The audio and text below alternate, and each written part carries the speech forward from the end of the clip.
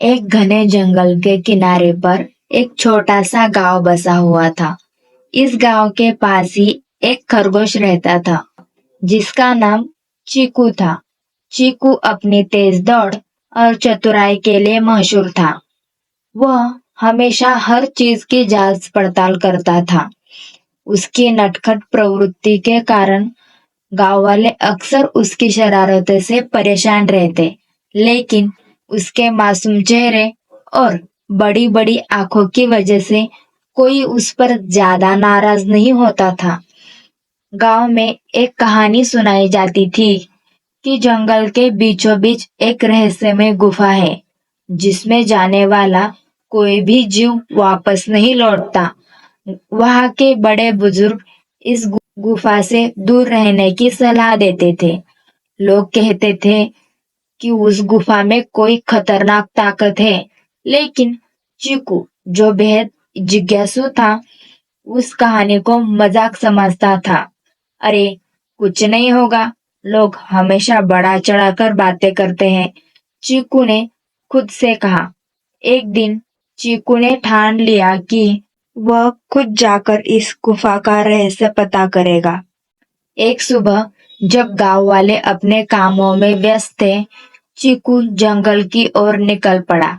उसने अपने दोस्तों से भी बात की, लेकिन कोई भी उसके साथ जाने को तैयार नहीं था। तुम पागल हो गए हो चीकू, वहाँ सच में कुछ अजीब है, उसके एक दोस्त ने कहा।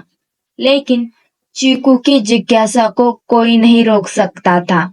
वह अकेला ही जंगल में घुस गया। रास्ते भर अपनी मस्ती में इधर उधर दौड़ते हुए वह जंगल के बीच में आते ही चीकू को एक पुराना निशान दिखा जिस पर लिखा था, आगे मत जाना। चीकू मुस्कुराया। यही तो वो जगह है, उसने सोचा और तेजी से गुफा की ओर बढ़ गया।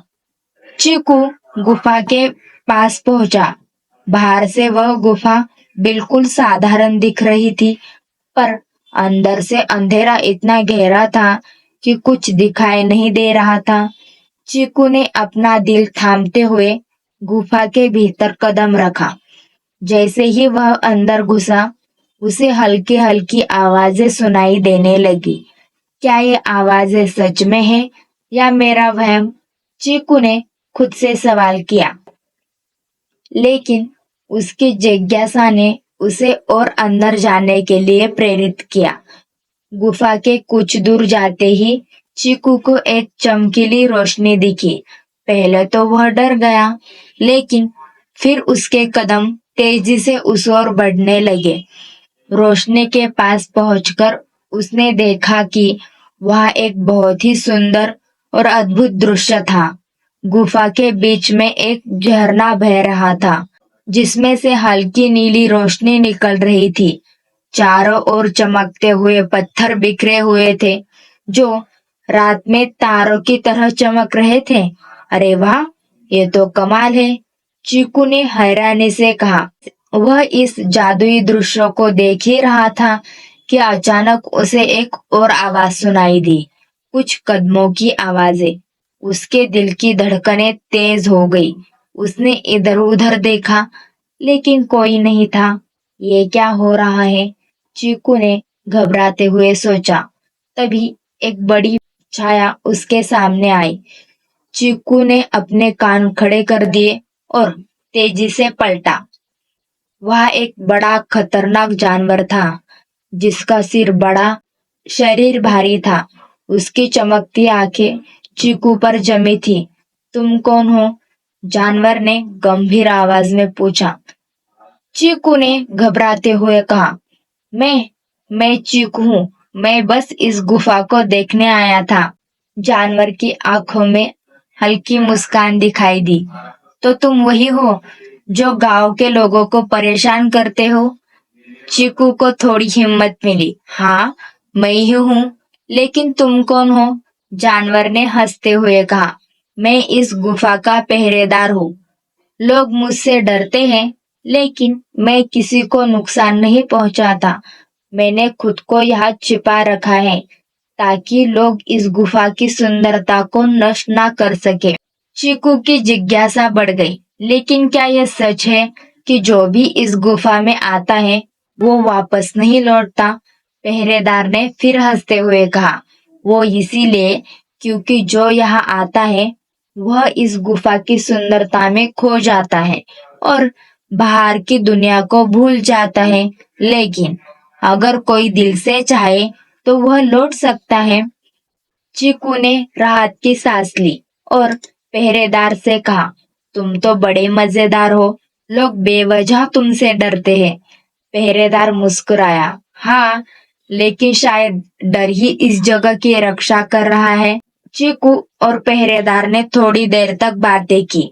धीरे धीरे चीकू की जिज्ञासा कम हुई और उसने फैसला किया कि अब वह गुफा से बाहर लौटेगा।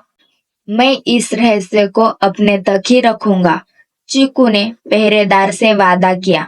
पहरेदार ने सहमति में सर हिलाया और कहा, तुम बहुत समझदार हो चीकू। तुमने साबित कर दिया कि जिज्ञासा कभी कभी बड़े रहस्य को खोल सकती है, लेकिन उसे संभालना भी एक कला है। चीकू गुफा से बाहर आ गया और गांव की ओर चल पड़ा। उसकी इस साहसिक यात्रा ने उसे बहुत कुछ सिखाया था। गांव पहुंचा तो उसके चेहरे पर एक मुस्कान थी, लेकिन उसने किसी से भी गुफा के रहस्य का जिक्र नहीं किया। अब वह समझ चुका था कि कुछ रहस्य को रहस्य ही रखना बेहतर होता है। इस प्रकार जिज्ञासा और साहस से हम बड़े से बड़े रहस्य को सुलझा सकते हैं। हालांकि हर रहस्य को साझा करना जरूरी नहीं होता। कुछ बातें समझदारी से संभालनी चाहिए और सच्ची दोस्ती व विश्वास सबसे महत्वपूर्ण होता है। अगर आपको मेरी कहानी अच्छी लगी हो तो मेरे चैनल को सब्सक्राइब ज़रूर करें।